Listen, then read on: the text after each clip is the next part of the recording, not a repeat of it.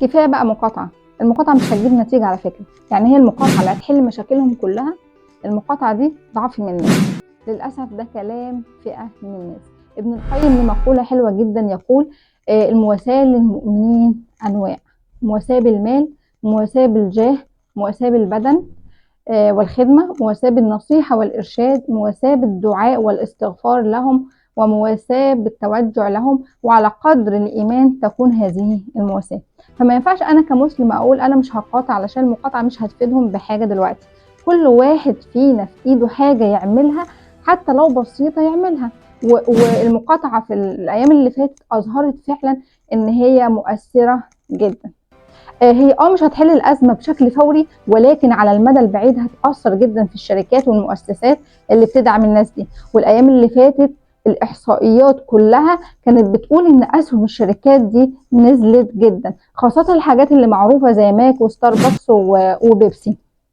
وهو بس الموضوع مش المقاطعه فعاله ولا لا، هو الموضوع انساني. اي حد فينا او انا شخصيا لما بشوف المنتجات دي بتيجي في ذهني فورا المشاهد والصور اللي صعب علينا جدا اللي بنشوفها الايام اللي فاتت. وللاسف اكتشفنا ان اقتصاد الدول دي قائم علينا. يعني حوالي 85% من المنتجات اللي احنا بنستخدمها او المنتجات المعروفه عندنا من انتاج الدول دي. فدي فرصه ان احنا نبقى مؤثرين ونبقى صناع قرار ونتخلى عن دور المفعول به اللي دايما حطونا فيه. وللاسف انا بشوف ناس زعلانين انه ازاي البدائل المصريه سيئه جدا، ازاي ما فيش بدائل زي الحاجات اللي احنا كنا بنستخدمها. انا مش قادره اشرب ميه عشان الميه المعدنيه المصريه مش حلوه، انا مش قادره اشرب نسكافيه حلو، انا مش قادره اعيش حياتي بشكل طبيعي. هو ازاي احنا نفكر بالطريقه دي في الوقت ده؟ احنا حتى لو هنستغنى عن كل المنتجات اللي احنا بنستخدمها علشان اللي بيحصل، فده يعني حاجة بسيطة جدا جدا جدا من اللي بتحصل فيهم، وده أضعف الإيمان وأقل حاجة احنا نعملها معاهم.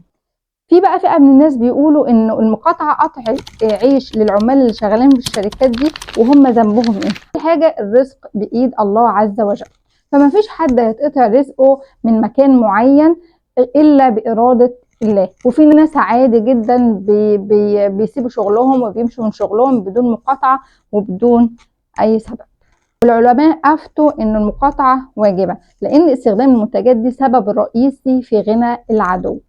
هم بياخدوا الفلوس دي بيحولوها لأسلحة يستخدموها ضدنا. والرسول صلى الله عليه وسلم لما خرج علشان يأخذ العير دي تعتبر حرب اقتصادية، لأن العير كان فيها بضاعة لقريش، وقريش كانت هتستخدم الفلوس بتاعة البضاعة دي يحولوها لأسلحة يستخدموها ضد الرسول صلى الله عليه وسلم والمسلمين.